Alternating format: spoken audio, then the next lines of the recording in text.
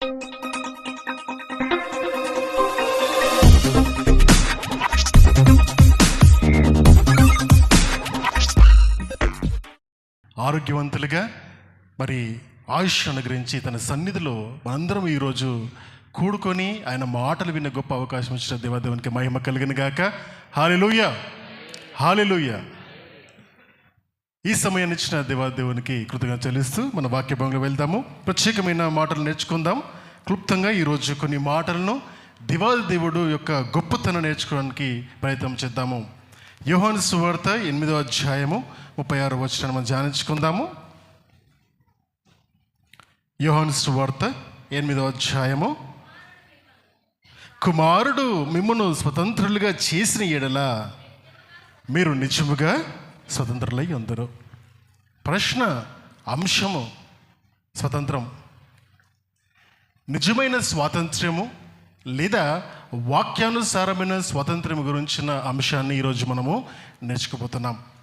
ఇక్కడ కూర్చున్న వారిలో ప్రశ్న అడుగుతాను నేను, మీరు స్వతంత్రులా? ప్రశ్న అడుగుతాను నేను, మీరు స్వతంత్రులా? ఎంతమంది చెప్తారు నేను స్వతంత్రుడని?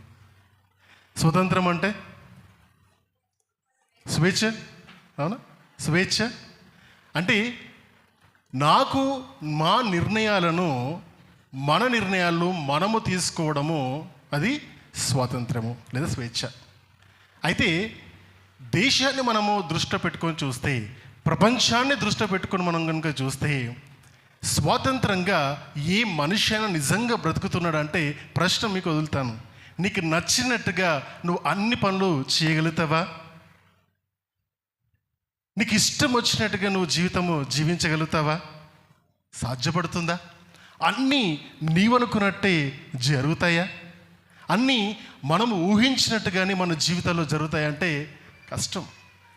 నేర్చుకోవాల్సిందంటే స్వతంత్రము ఈ లోకంలో ఎక్కడ స్వతంత్రం ఉన్నా, స్వతంత్రము లేదా స్వేచ్ఛ or freedom is always confined into something ahead of us. అంటే మన స్వతంత్రం ఎప్పుడు కూడా ఒకరి కంట్రోల్లోనే ఉంటుంది.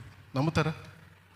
రూల్స్, రెగ్యులేషన్స్, లాస్, అవునా, ఇవన్నీ కూడా స్వతంత్రాన్ని మనకు ఆ బౌండరీస్ వేసి దాంట్లో నీకు నచ్చినట్టుగా నువ్వు ఏమన్నా చేసుకో, అవునా కదా?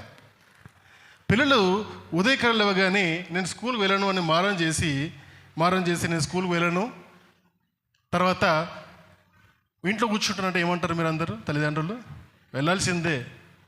ఏమంటారు? ఒక మాట అంటారు ఏంటంటే, ఇప్పుడు స్కూల్కి వెళ్ళు, మధ్యాహ్నం రంగా నీ ఇష్టం, ఏమన్నా చేసుకో అంటారన్నారా? అంటే ఎవ్రీథింగ్ ఇన్ దిస్ వరల్డ్, చిన్ననాటి దగ్గర నుండి ముసలివాడు అయ్యేంత వరకు కూడా ప్రతి ఒక్కటి కూడా ఒక బౌండరీస్లోనే మనం అందరము గీసి ఉన్నాం. అయితే ఈ మాటను చదువుతున్నప్పుడు యేసు ప్రభువు ఒక మాట అన్నారు. ఆ మాటను చూద్దాం. ఆ మాట ఏంటంటే, కుమారుడు మిమ్మును స్వతంత్రులుగా చేసిన ఎడల మీరు నిజముగా స్వతంత్రులందరూ. దేని స్వతంత్రం గురించి ప్రభువారు మాట్లాడుతున్నారు? తన్ను తాను మాట్లాడుకుంటూ, తనను కుమారుడుగా సంబోధించుకుంటూ ప్రభువారు మనుషులకు చెబుతున్న మాట అది. కుమారుడు అంటే ఆయన, అంటే నేను మిమ్మల్ని స్వతంత్రులను చేసిన ఎడల అప్పుడు మీరు నిజంగా స్వతంత్రులై ఉందరు. అంటే స్వతంత్రులుగా అప్పుడు జనాల్లో ఉన్నారా అంటే లేరని అనుకోవాలి. మరి ఎందుకు ఆ మాట అన్నారంటే రెండు విధాలుగా మాట్లాడుకోవచ్చు, రెండు విధాలుగా అర్థం చేసుకోవచ్చు. మొదటి అంశం ఏంటంటే, ఆనాటి కాలంలో రోమీయుల అధికారం కింద ప్రజలు నలిగిపోతూ యూదుల పైన రోమీయులు అధికారంతో ఉన్నారు. They are ruling, Romans are ruling Jews. మరి ఆ విధంగా ఉంటున్నప్పుడు వాళ్ళను రోమీయులు యూదులను పరిపాలిస్తున్నప్పుడు, కాబట్టి యూదులు రోమీలకు బానిసలు. అయితే యూదులు ఎవరి కొరకు ఎదురు చూస్తున్నారంటే, మెస్సియా వస్తాడు, ఆయన మమ్మలను రోమీయులను బంధకం నుండి మమ్మల్ని బయటకు తీసి ఆయన మాకు రాజ్యాధికారం లేదా పునర్వైభవాన్ని మాకు ఇస్తాడు అని ఎదురు చూస్తున్నారు. ఆయనని మెస్సియా కొరకు వాళ్ళు ఎదురు చూస్తూ వస్తున్నారు. ఆ సమయంలో ఈ మాటను వాళ్ళు వింటున్నప్పుడు ఏ విధంగా అర్థం చేసుకుంటారంటే, అరే ఎవరి మాట మాట్లాడుతానంటే యేసు ప్రభు, నజరేయుడైన యేసు ప్రభు వారి మాట మాట్లాడుతూ, కుమారుడైన నేను మిమ్మల్ని స్వతంత్రులుగా చేస్తే అప్పుడు మీరు నిజముగా స్వతంత్రులై ఉంటారంటే, యేసు ప్రభు వారు మాట్లాడుతున్న మాట రోమీలకు సంబంధించిన మాట, లేదా రోమా సామ్రాజ్యం నుండి, అధికారం నుండి ఆయన బయటకు తీసుకున్న మాట కాదు, కానీ నిన్ను నీ నుండి ఆయన స్వతంత్రులుగా చేస్తాడు. మనల్ని మన నుండి ఆయన స్వతంత్రులుగా చేస్తాడు. ఒక ప్రశ్న వస్తుంది, నా నుండి నేను ఏ విధంగా స్వతంత్రుడు అవుతాను? అంటే నాకు నేను బానిసనా? అవునా? చూద్దాం, ఒక మాట చూద్దాం. గలతీయులకు రాసిన పత్రిక చూద్దాం. మాట గుర్తుపెట్టుకోండి, కుమారుడు స్వతంత్రులుగా చేసిన ఎడల స్వతంత్రులం అవుతాము. చూద్దాం, గలతీయులకు రాసిన పత్రిక 5వ అధ్యాయము 1వ వచనం చదువుదాం అన్నమా. ఫస్ట్ ఒకటి చూద్దాం. ఈ స్వాతంత్రం అనుగ్రహించి క్రీస్తు మనలను స్వతంత్రులుగా చేసి ఉన్నాడు, కాబట్టి మీరు స్థిరముగా నిలిచి మరలా దాస్యమందు కాడి కింద చిక్కుకొనకుడి. చాలమ్మా. ఇక్కడ ఆ మాటను, యేసు ప్రభు వారు మాట్లాడిన మాటను అపోస్తలుడైన పౌలు గారు ఆయన ధృవీకరిస్తున్నారు. ఏమనంటే, కుమారుడైన యేసు ప్రభు వారు మన స్వతంత్రులు చేసి ఉన్నాడు. ఈ స్వాతంత్రము కేవలము కుమారుని ద్వారా దొరుకుతున్నది. అయితే యేసు ప్రభు వారు చెప్పిన మాటను ఏమని ధృవీకరిస్తున్నారంటే, ఈ స్వాతంత్రము కేవలము రోమీల అంధకారం నుండి, లేదా రోమీల యొక్క అధికారం నుండి విడుదల కాదు, కానీ మీరు దాస్యమును కాడి క్రిందికి మళ్ళీ కూడా చిక్కుకొనకూడదని ఆయన మనకు ఆజ్ఞాపిస్తున్నాడు. ఇప్పుడు ఎవరికి దాసులుగా ఉన్నారు వీళ్ళు? ఏ దాసులు? రోమన్స్ గురించి మాట్లాడుతున్నాడు పౌలు ఇక్కడ? కాదే. ఆనాడు యేసు ప్రభువు మాట్లాడినప్పుడు ఆయన మాట్లాడింది రోమిల దాసత్యం కాదు, దాస్యం గురించి కాదు.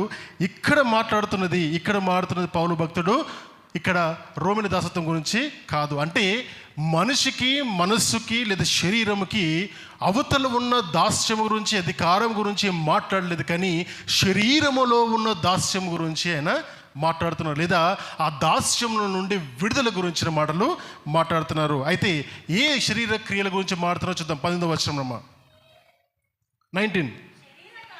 శరీర కార్యములు ఏవై ఉన్నవి అవి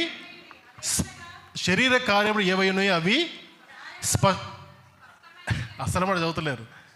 శరీర కార్యములు ఏవైతే ఉన్నాయో అవన్నీ స్పష్టమైనవి, అండర్లైన్ చేసుకుని ఉన్నవి. అవిటికి మనుషులు దాసులుగా ఉన్నారు. అవేంటియో తెలుసా?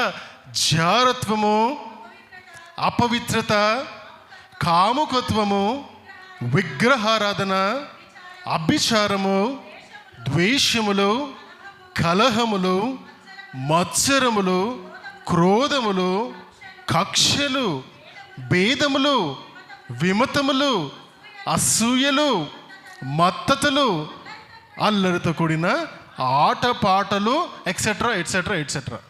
అంటే ఆగిపోలేదు లిస్ట్, అది అక్కడికి ఆగిపోలేదు.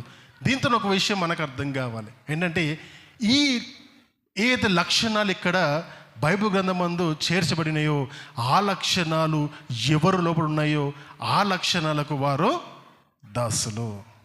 అర్థమవుతుందా? ఇప్పుడు అర్థమైందా? ఈ కార్యాలన్నీ కూడా శరీర కార్యాలను మారుతున్నప్పుడు ఇవన్నీ మనిషికి అవతల ఉన్నాయా, మనిషికి లోపల లేదా యువతలు ఉన్నాయా? అంటే నా హృదయం లోపల ఉన్నాయా, లేదా నా శరీరంకు బయట ఉన్నాయా? మనలోనే ఉన్నాయి. అవునా? మనుషుల యొక్క అంతరంగం నుండి బయటకు వచ్చే శరీర ఇచ్చ నుండి పుట్టే భయంకరమైన పరిస్థితులు కూడా మనం నడిపించడానికి ఏవి కారణాలు అవుతాయంటే ఈ లక్షణాలు కారణాలు. ఇక్కడ మాట ఉంటుంది, కక్షలు ఉండకూడదు అంటారు. నాకు ఎవరి మీద కక్ష లేదని అంటారు.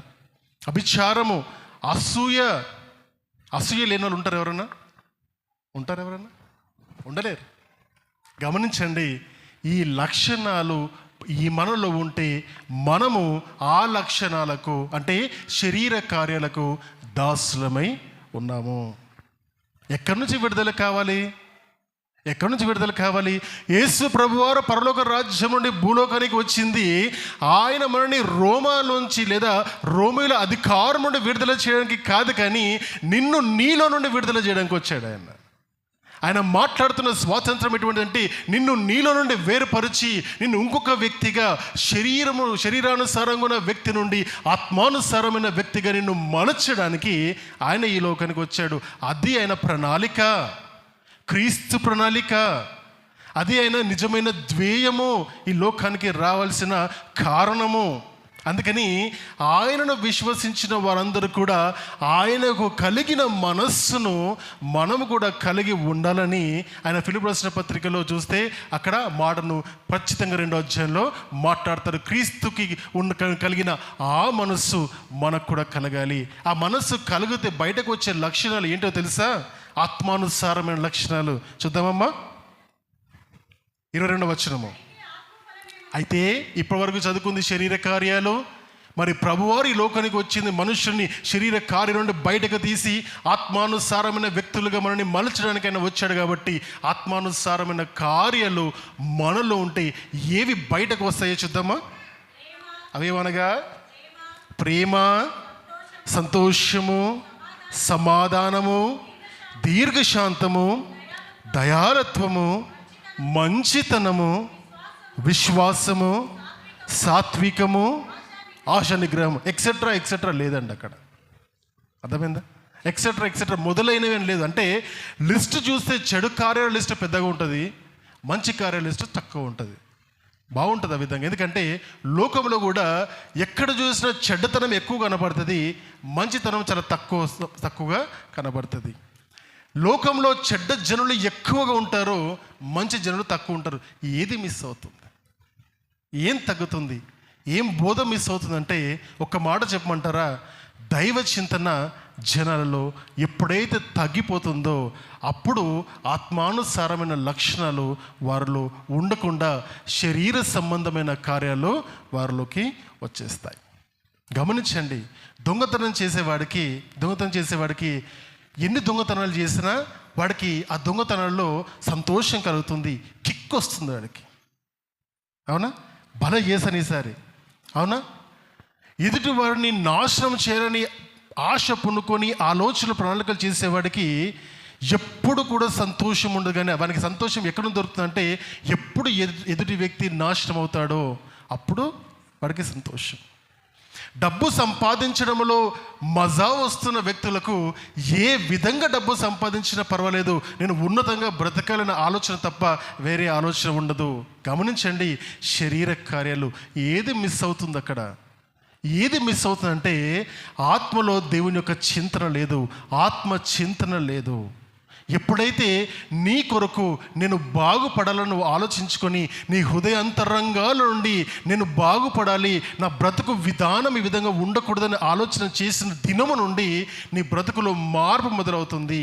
అది క్రీస్తు మన పాపములను, అంటే ఈ శరీరేచ్ఛలన్నింటినీ కూడా ఒక్క మాటతో ప్రభు చెప్తాడు, పాపము అంటాడు. పాపము అంటే మాటకు అర్థం ఏంటి? ఆజ్ఞ అతిక్రమమే పాపము. ఏది ఆజ్ఞ? ఎదుటి వ్యక్తిని ప్రేమించడం అనేది ఆజ్ఞ. ప్రేమించలేకపోతే పాపము. ఎదుటి వ్యక్తిని కోపపడకూడదు అనేది ఆజ్ఞ. కోపపడితే పాపము. వ్యభిచరించకూడదనేది ఆజ్ఞ. చెడు చూపుతో చూస్తేనే పాపము. అర్థమవుతుందా? ఇక్కడ చూస్తే అందుకే అంటాడు రోమీయులకు రాసిన పత్రిక 3వ అధ్యాయం 23వ వచనంలో మాట చూద్దాం. మంచి మాట, అందరికి తెలిసిన మాట. అది ఏ భేదము లేదు, అందరూ పాపము చేసి దేవుడు అనుగ్రహించు మహిమను పొందలేకపోతున్నారు. గమనించండి, మన ప్రార్థనలు మనం చేసే ప్రార్థన, ప్రభువా నీకు మహిమ చెల్లిస్తున్నామంట. చెప్తామన్నమాట, అందరం అంటాం కదా, ప్రభువా ఘనత మహిమ ప్రభావమును నీకు చెల్లిస్తున్నామంటారు. ఇక్కడ ప్రభువారు చెప్తున్న మాట తెలుసా? నా మహిమ గురించి నేను చెప్పట్లేదు, నేను నిన్ను మహింపరచడానికి నేను ఇష్టపడుతున్నాను.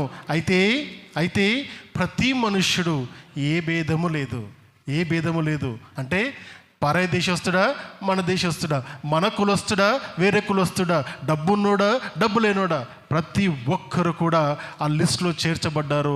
ఆ లిస్ట్ ఏంటంటే పాపుల లిస్ట్. అది దేవుని యొక్క స్వభావములోకి రాని ప్రతి వ్యక్తి కూడా పాపి. అందుకని నాలో పాపము లేదు అని చెప్పువాడు అబద్ధికుడు అంటాడు. ఎందుకంటే బయటకు నేను పాపం లేదంటున్నారు, ఆ మాటనే అబద్ధము. అర్థమవుతుందా? గాడ్లీ స్టాండర్డ్స్ ఏ విధంగా ఉంటాయంటే, ఆయన ఉన్నతమైన ఆలోచనలు కలిగిన వ్యక్తిగా ఉంటాడు, మనం ఎక్కడో కింద ఉంటాం. ఆయన అనుకుంటాడు, నా రక్తమునిచ్చి, నా ప్రాణమునిచ్చి, నా సమస్తమైన జ్ఞానమునిచ్చి నిన్ను కొని ఉన్నాను, నిన్ను కొనుక్కొని నేను నా బిడ్డగా చేసుకున్నాను, స్వతంత్రునిగా చేశాను. ఎందుకంటే నువ్వు నా వారసుడవు, నువ్వు నా వారసురాలివని మనని తన వెల ఇచ్చి కొనుక్కున్నాడైనా. కాబట్టి మనము దేవుని బిడ్డలుగా అంగీకరింపబడిన బిడ్డలు పాపము చేయడము దేవునికి ఇష్టము లేదు. అందుకని మనుషులందరూ కూడా ఏ భేదము లేదు, అందరూ పాపము చేసి నశించిపోతున్నారు. అయితే ఆ నాశనం ఎటువంటి నాశనం అంటే దేవుని యొక్క మహిమ వాళ్ళ పైనకి రావట్లేదు. కొన్ని వాటర్ దేవుని యొక్క మహిమ వారి మీదకి రాలేదు కూడా. ఎందుకంటే వారు ఎక్కడున్నా ఏం చేస్తున్నారు? పాపములో ఉన్నారు. ద గాడ్లీ స్టాండర్డ్స్ని వాళ్ళు మీట్ అవ్వలేకపోతున్నారు. What are those godly standards అంటే దేవుని వారసులుగా అవ్వడానికి కష్టపడుతున్నారు. మరి దేవుని యొక్క వారసులుగా ఏ విధంగా మారుతారు? చెప్తారు? ఎవరన్నా చెబుతారా? మంచి వాక్యం ఉంటుంది యోహాను సువార్తలోనే, చదువునన్నా 1వ అధ్యాయంలో 12వ వచనం. తనను ఎందరో అంగీకరించితిరో వారికి అందరికీ, అనగా తన నామందు విశ్వాసం ఉంచిన వారికి దేవుని పిల్లలగుటకు ఆయన బాండ్ పేపర్ పైన అధికారం అనుగ్రహించను. చాలమ్మా. ఈ మాటను చూసినప్పుడు దేవుని యొక్క వారసులుగా మారడానికి ఆయన చెబుతున్న మాట ఏంటంటే ఒకే ఒకటి. ఆ మాట ఏంటి? తనను మనతో మాట్లాడదాము. తనను ఎవరు అంగీకరిస్తారో వారందరికీ కూడా ఆయన తన కుమారుడు అనబడ్డకు ఆయన అధికారం ఇచ్చాడు. కుమారుడు స్వతంత్రుడా, దాసుడా? కుమారుడు దాసుడా, స్వతంత్రుడా? కుమారుడు ఎప్పుడూ స్వతంత్రుడే. తండ్రికి సంబంధించిన ఆస్తికి కుమారుడు వారసుడిగా ఉన్నట్టుగా, పరలోక రాజ్య నివాసులుగా, పరిశుద్ధుల గుంపులో నివాసులుగా ఉన్న దేవాది దేవుని బిడ్డలందరూ కూడా స్వతంత్రులే. అంటే ఆ స్వతంత్రులలో ఏమి లేదు అంటే పాపము లేదు.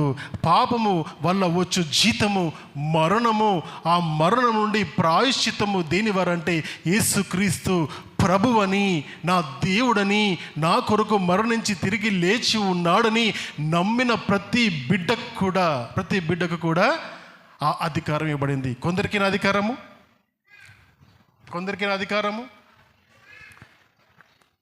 కొందరికా? అందరికీ. ఎందుకు?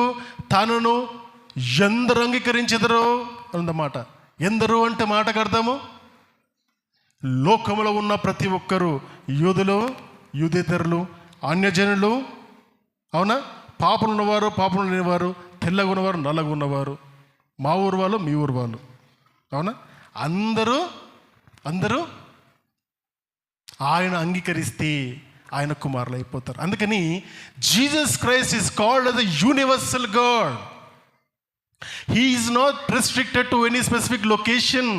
ఒక ప్రాంతానికి చెందిన దేవుడు కాదైనా, ఒక యుగానికి చెందిన దేవుడు కాదైనా, కేవలం ఒక తెగకు చెందిన దేవుడు కాదైనా, ఈ లోకాన్ని సృష్టించిన దేవుడు ఆయన శరీరధారగా ఈ లోకానికి దిగి ఉన్నాడు. కాబట్టి హీఈస్ ఎ యూనివర్సల్ గాడ్. నువ్వు అంగీకరిస్తే ఆయన కుమారుడు అవుతావు, అంగీకరించకపోతే ఆయన కుమారుడు కాదు అంటే దాసునిగానే ఉంటావు. ఆ దాసత్వంలోకి వచ్చేది పాపము వల్ల వచ్చే జీతము మరణము. ఆ మరణము రెండవ మరణము నరకము.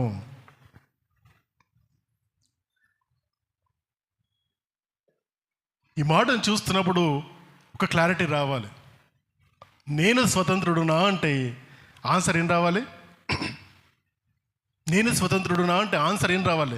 నిజమైన క్రైస్తవుడు నోటి నుంచి రావాల్సిన ఆన్సర్ ఏంటంటే నేను క్రీస్తుని నమ్మి ఉన్నాను కాబట్టి నేను స్వతంత్రుడు. క్రీస్తుని నమ్మి ఉన్నాను. క్రీస్తుని నమ్మడానికి ప్రాబ్లం ఏంటి? ఆయన అంగీకరించడానికి ప్రాబ్లం ఏంటి? గమనిస్తారా? శరీర కార్యాలు మాత్రమే. ఈ శరీర కార్యాలను అధిగమించాలని ఆలోచన లేని వారు ఎవ్వరు కూడా క్రీస్తుని నిజ దేవునిగా అంగీకరించలేరు.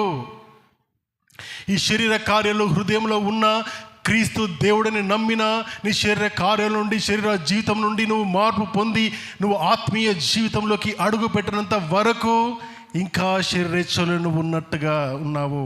ఆయన ఇంకా అంగీకరించలేదు. ఆయన అంగీకరిస్తే ఆత్మానుసారంగా ఉంటారు. ఆయన అంగీకరించిన వ్యక్తులు స్వతంత్రులుగా ఉంటారు.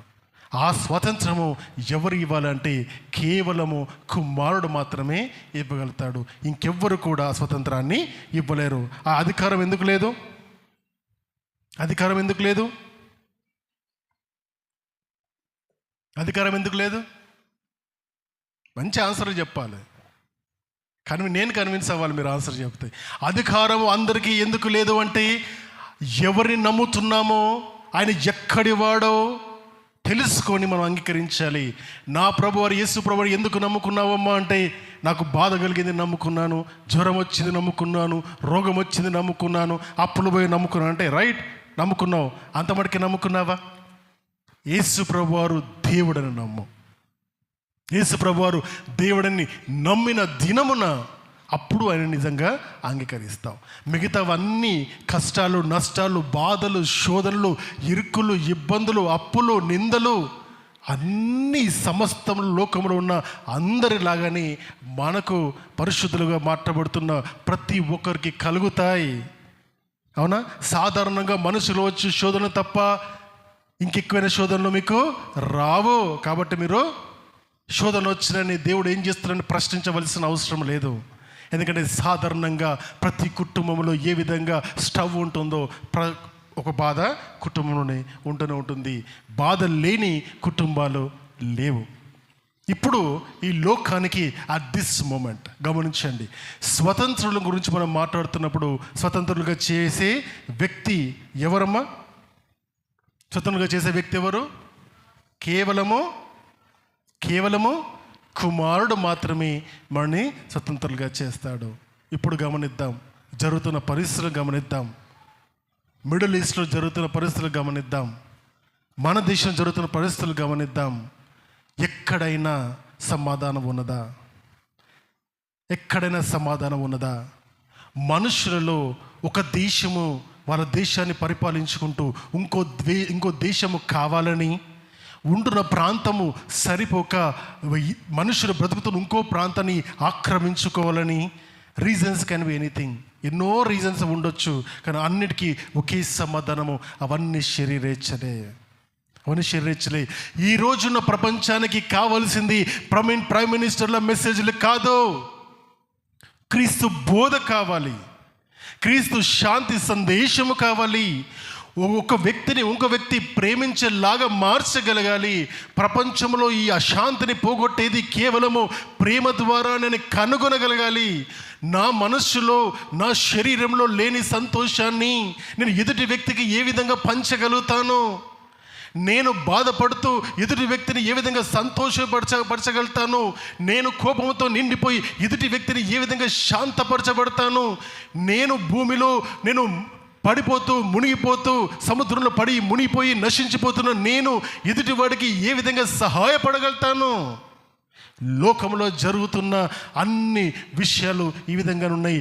ఆ దేశము ఎదుటి దేశాన్ని, ఈ ప్రాంతం ఎదుటి ప్రాంతాల వారిని ఆక్రమించుకొని ముందుకు వెళ్ళిపోతూ అనుకుంటున్నారు మై డియర్ ఫ్రెండ్స్. కానీ వారు నశించిపోతూ అనేక మంది నశింపజేస్తున్నారు. రెండో ప్రపంచ యుద్ధంలో దాదాపుగా 5 కోట్ల మంది చనిపోయారంట. 5 కోట్ల మంది. 1940s మాడుతున్నాను నేను. 70 years ప్లస్, 70 సంవత్సరాల క్రితం సంగతి ఇప్పుడు మాట్లాడుతున్నాను. ఆనాడు 5 కోట్ల మంది చనిపోతే ఈరోజు ఇప్పుడు జరిగే యుద్ధాలలో ఎన్ని వందల కోట్ల మంది చనిపోతారు గమనించండి. ఎదుటి వ్యక్తిని బాధపరిచే అధికారం ఎవరిచ్చారు? ఎదుటి వ్యక్తిని నష్టపరిచే అధికారం ఎవరిచ్చారు?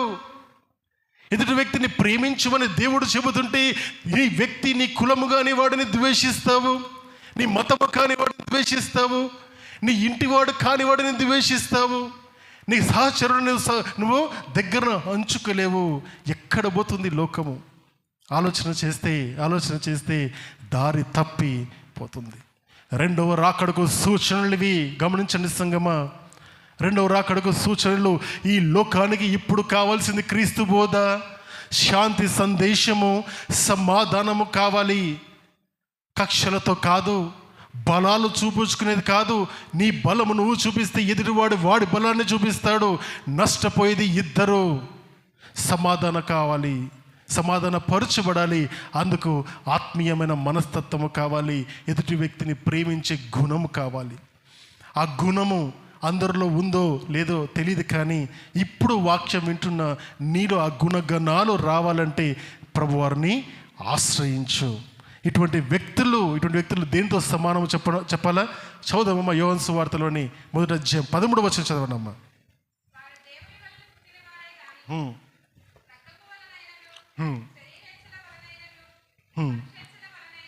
పుట్టినవారు కాదు. ఈ మాట వింటున్నప్పుడు మనందరికీ ఒక ప్రశ్న వస్తుంది. అదేంటి, వీళ్ళు వేరేలాగా పుడతారా అని అర్థం. అట్లా కాదమ్మా, వేరే వారిలాగా పుడతారని అర్థం కాదు. దాని అర్థం ఏంటంటే, ఒక విత్తనము పగిలినప్పుడు అది వృక్షంగా మారుతుంది. ఒక గింజ భూమిలో పెట్టిన పగిలి చనిపోతుంది, కానీ అది మొలకగా వృక్షంగా మారదు. మనిషి కూడా తన శరీరాశను శరీరేచ్ఛలను తను చంపుకుంటేనే కానీ ఆయన ఆత్మీయమైన ఫలితాలను ఎన్నటికీ సాధించలేరు.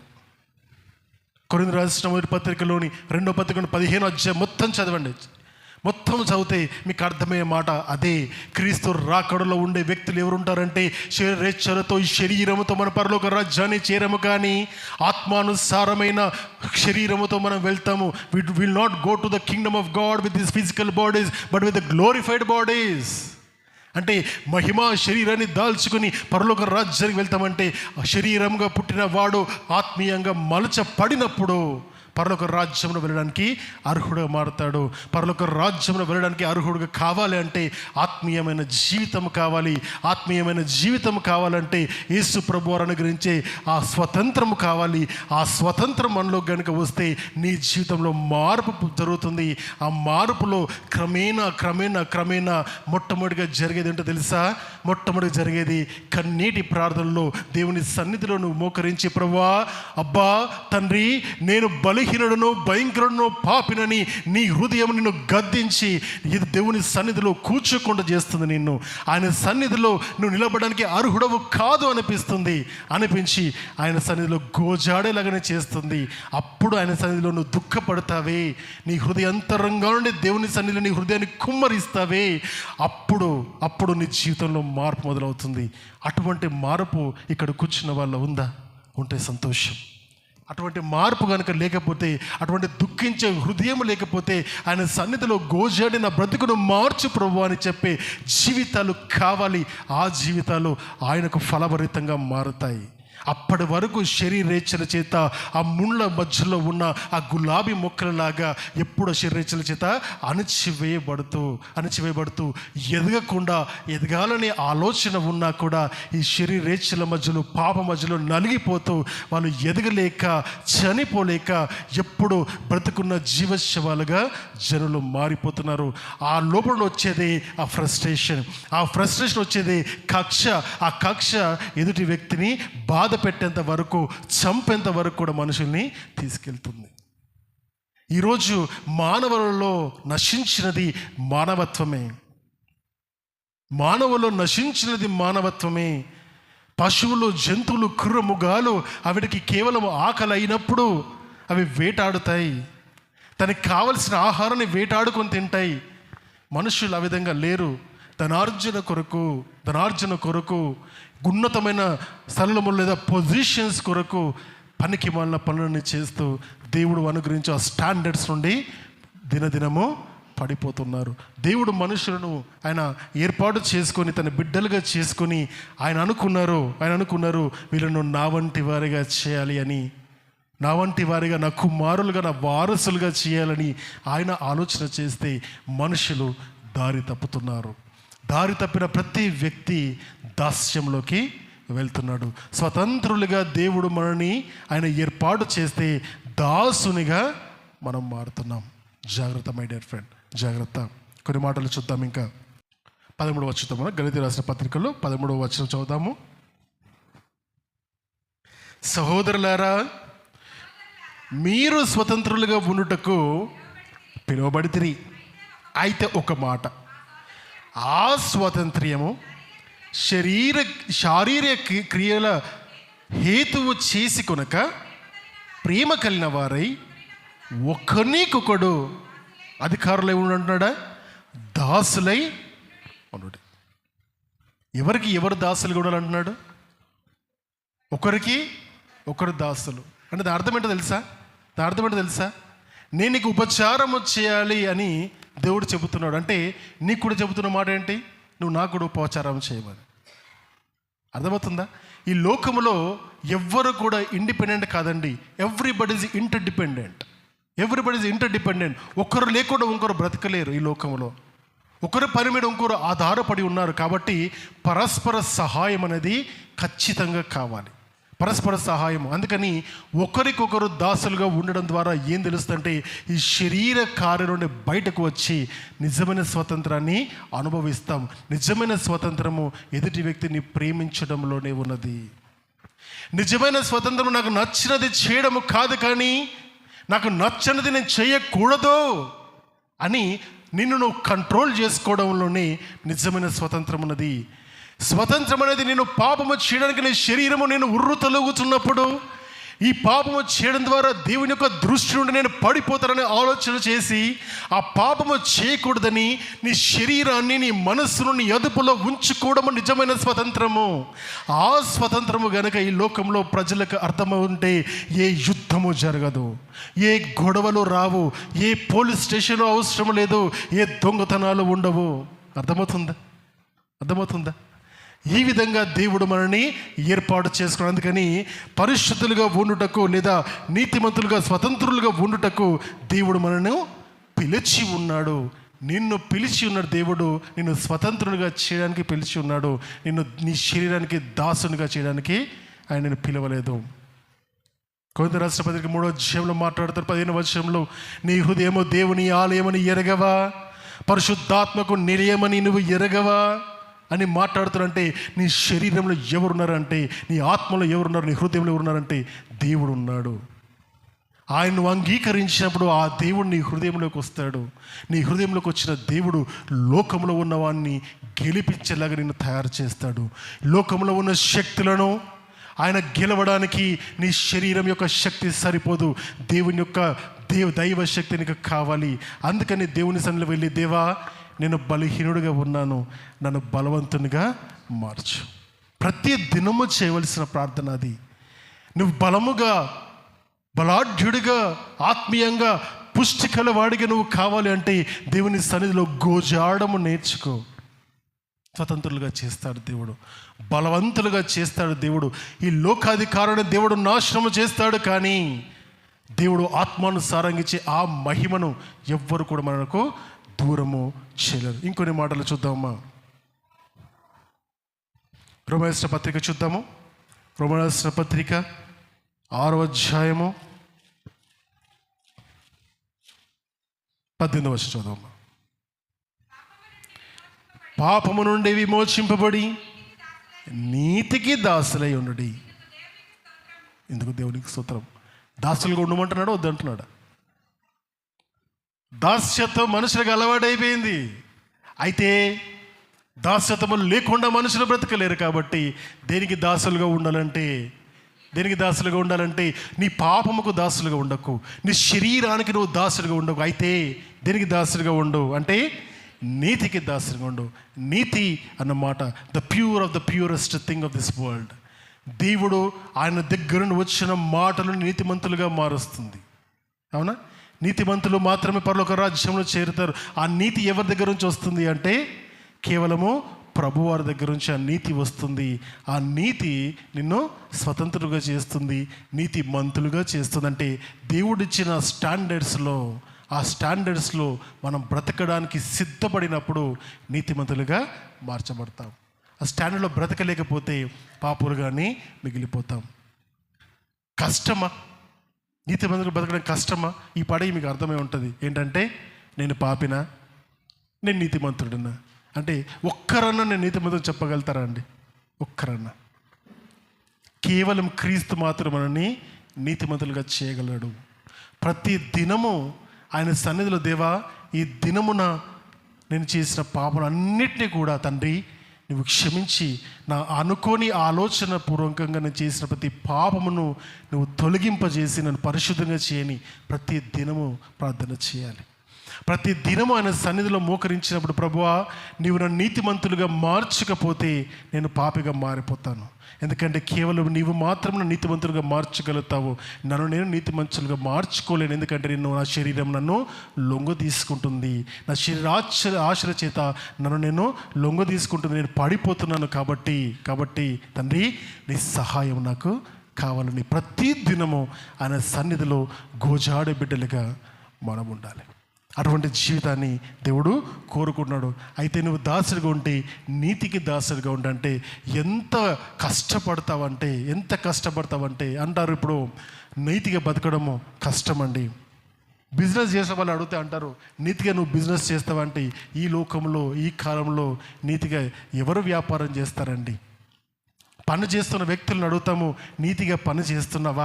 నీకు జీతం వస్తుంది, జీతానికి తగినట్టుగా పని చేస్తున్నావా? నువ్వు నీ స్థాయి శక్తులను పెట్టి దేవుడు నీకు ఇచ్చిన గొప్ప ఆపర్చునిటీ, అవకాశంలాగా నీ ఉద్యోగాన్ని సంతోషంగా చేస్తున్నావు, అనుభవిస్తున్నావంటే ఉదయకాలం వస్తున్నాం, ఉద్యోగం వెళ్తున్నాం, టైం చూసుకుంటాం ఎప్పుడు అయిపోతుందా అని, పని ఎంత చేస్తామని ఆలోచించాం. కానీ ఎప్పుడు టైం అయిపోతుందా, ఎప్పుడు ఇంటికి వెళ్ళిపోవాలని చూస్తాం. మళ్ళీ ఇంటికి వెళ్ళి ఉదయకాలం మళ్ళీ ఉద్యోగానికి వెళ్ళాలని. ఈ సైకిల్ మొత్తంలో ఏం నేర్చుకుంటున్నావు అంటే, ఎంతసేపు ఇంటికి వెళ్ళాలి లేదా ఆఫీస్కి వెళ్ళాలి, ఇంటికి వెళ్ళాలి ఆఫీస్కి వెళ్ళాలి అని ఒక్క తాపత్రయం తప్ప ఆ దినంలో నేను ఏం నేర్చుకున్నాను, నాకు ఏ జ్ఞానము దొరికింది, ఏ అనుభవాల గుండా వెళ్ళాను, నేను నీతిపరునిగా బతకగలిగానా, కనీసం క్రీస్తు ప్రభువారు చెప్పినట్టుగా ఒక్కరికన్నా నేను మంచి మాటలు చెప్పగలిగానా, ఒక్కరికన్నా దేవుడిచ్చిన ప్రేమను పంచగలిగానా, మంచి చేసిన వారికి శబాష్ చాలా బాగా పని చేసావని చెప్పగలిగానా, థ్యాంక్ యూ చెప్పగలిగామా అని ఆలోచన చేసుకుంటే, my dear friend telling you, every day రాత్రికాల జామున దేవుని సన్నిధిలో కూర్చొని ప్రార్థన చేస్తున్నప్పుడు నీ మెమరీ అంతా కూడా ఉదయకాలం జరిగిన 12-14 గంటలు అంతా కూడా నీ ముందర కనపడాలి. ఆ జీవితంలో నీకేం కనపడాలంటే ఎక్కువగా దేవునికి మహిమ కనిపించాలి. అయితే ఈ వ్యక్తులు చెబుతారు, ఈ లోకంలో మంచిగా బ్రతకలేము, మంచిగా బ్రతకనివ్వరంటే బ్రతికి చూడు. ఎందుకంటే నీతిగా బ్రతకడానికి మాత్రమే దేవుడు మనల్ని ఏర్పాటు చేసుకున్నాడు, పాపులుగా బ్రతకడానికి ఏర్పాటు చేసుకోలేడు. ఫర్ దట్ మ్యాటర్ ఎవరైనా ఈ లోకంలో పాపము చేయడానికి ఎవ్వరూ పుట్టలేదు. ఎప్పుడైతే శరీరాశలు వాళ్ళని అధిగమిస్తాయో, వాళ్ళు లొంగ తీసుకుంటాయో, అప్పుడు మాత్రమే పాపం వైపు వాళ్ళు అడుగులు వేస్తారు. కానీ దానికి పశ్చాత్తాపం ద్వారా సమాధానము దొరుకుతుంది క్రీస్తు పాదాల దగ్గరని క్రీస్తు సువార్త బిడ్డలకు కావాలి. మనకు దొరికింది కదా, క్రీస్తు దగ్గరికి వెళ్ళాలనే ఆలోచన దొరికింది కదా.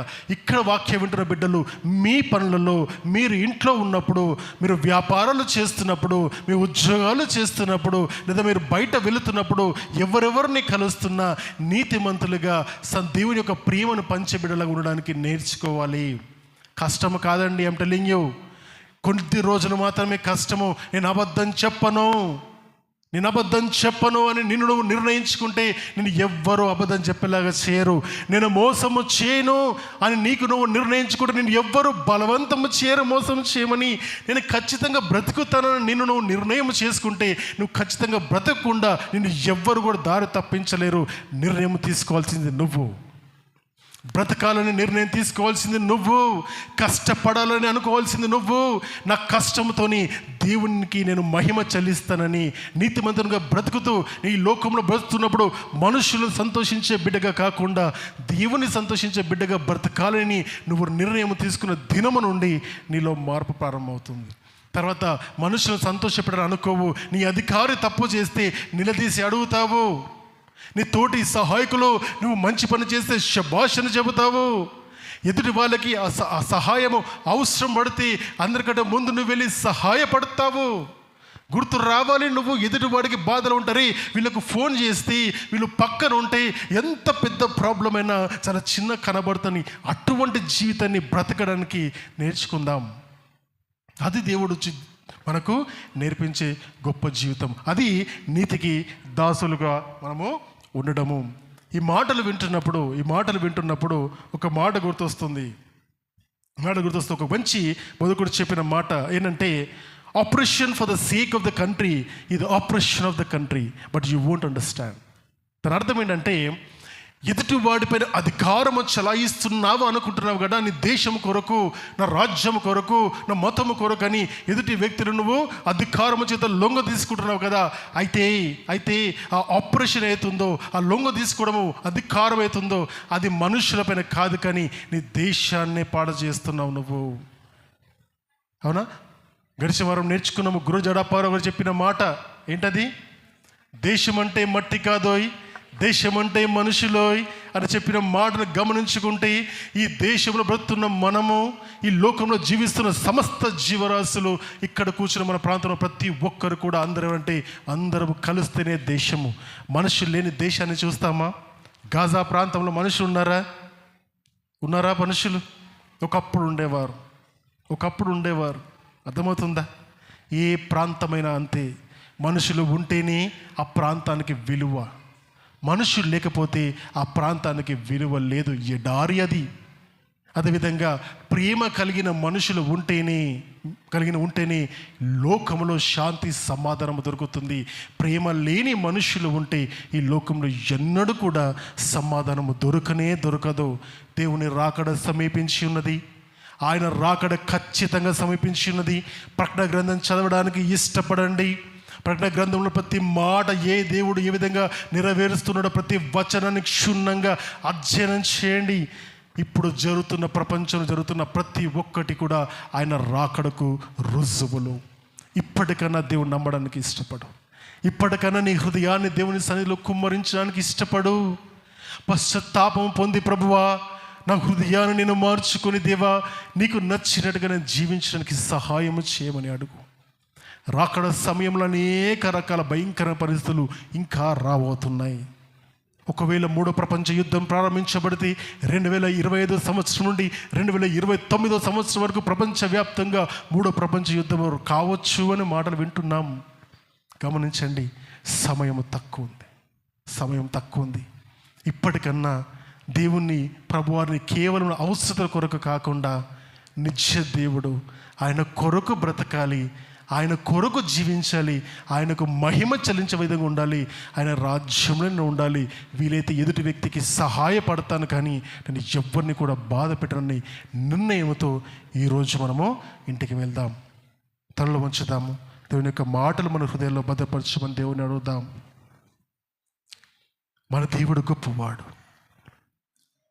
మనుషులను ఎంతగానో ప్రేమించి మనం ఇంకనూ పాపలుగా ఉన్నప్పుడే క్రీస్తు మన కొరకు చనిపోయి ఉన్నారు. ఆ ప్రేమ మనకు కూడా కావాలని దేవుడు కోరుకుంటున్నాడు. అగాపే ప్రేమ, తన్ను తాను అర్పించుకున్న ప్రేమ,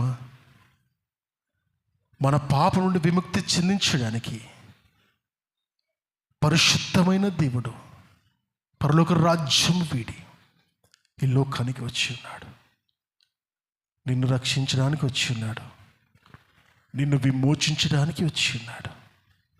నిన్ను విడుదల చెందించడానికి వచ్చి ఉన్నాడు. ఆయన ఆలోచన చెయ్యి. నీ హృదయంతరంగాలను ఒక్కసారి ఆలోచన చెయ్యి. ఏ బ్రతుకును బ్రతుకుతున్నావు? నీ ఉద్యోగంలో నువ్వు నమ్మకంగా ఉన్నావా? నీ వ్యాపారంలో నమ్మకంగా ఉన్నావా? నువ్వు చేస్తున్న పని దగ్గర నమ్మకంగా ఉన్నావా? నీ భర్తతో నమ్మకంగా ఉన్నావా? నీ భార్యతో నమ్మకంగా ఉన్నావా? నీ బిడ్డలతో నమ్మకంగా ఉన్నావా? నీ తల్లిదండ్రులతో నమ్మకంగా ఉన్నావా? ఆలోచన చేయి. దేవునిచ్చే మహిమను పొందుకోవడానికి ఇష్టపడదాం. ఆయన మనను అనుగ్రహించి ఉన్నాడు.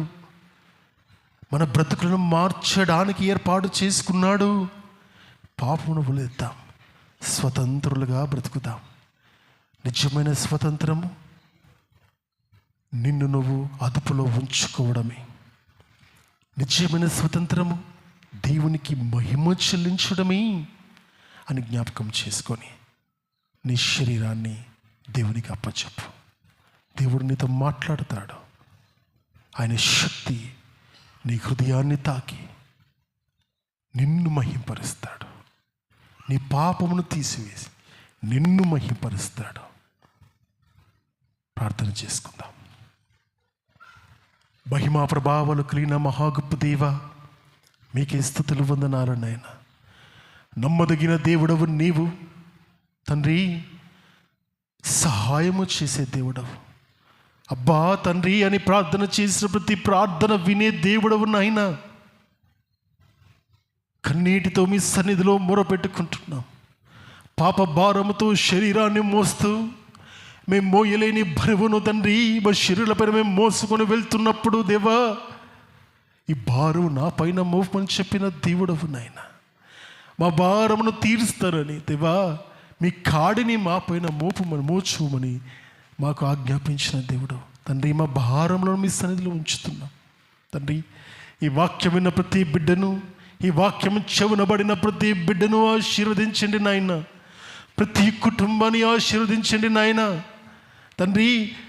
దేవా, శరీరేచ్ఛల నుండి బయటకు వచ్చి ఆత్మానుసారమైన జీవితంలో కొనసాగించడానికి తమ శరీరాలను సిద్ధపరచుకుని మీరు మాకిచ్చిన ఈ స్వతంత్రాన్ని దేవా మేము సొంతము చేసుకొని తండ్రి దేవా, మనుషులు ప్రేమించేలాగన, మనుషుల కొరకు తండ్రి సహాయపడులాగన, ఎదుటి వ్యక్తిని ప్రేమించేవాడులాగన, ఎదుటి వ్యక్తికి బాధలు అర్థం చేసుకునేవాడులాగన, ఎదుటి వారి సంతోషంలో మేము సంతోషపరచబడేవాడులాగన దేవా, దుఃఖించు వారితో దుఃఖిస్తూ, సంతోషించు వారితో సంతోషిస్తూ, ప్రలాపించు వారితో ప్రలాపిస్తూ నాయనా, మనుషులో ఒకరికొకరు మేము తగ్గుకొని దేవా మీ నామాన్ని హెచ్చించే బిడ్డలుగా మేము ఉంటకు సహాయం దయచేయండి. మీరే మా నిజమైన దేవుడవు, మా హృదయాలను మార్చగల సమర్థవంతుడని నమ్ముచున్నాము. మా మాటలు కాదు, కేవలము నీ మాటలు నాయన. మీ మాటల ద్వారా మా హృదయాలను తాకండి. మీ మాటల ద్వారా మా హృదయాలను తాకినందుకు స్తుతులు నాయన తండ్రి. మా బ్రతుకును మార్చండి, మా జీవన విధానాన్ని మార్చండి.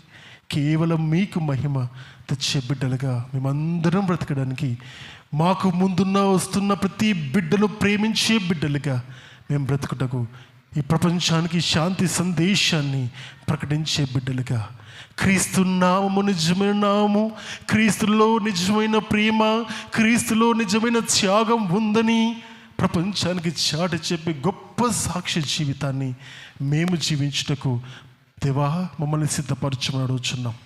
ఇక్కడ చేరిన ప్రతి బిడ్డను పేరు పేరున జ్ఞాపకం చేసుకుంటున్నాం. ఆశీర్వదించండి, గొప్ప చేయండి, బ్రతుకు మార్చండి.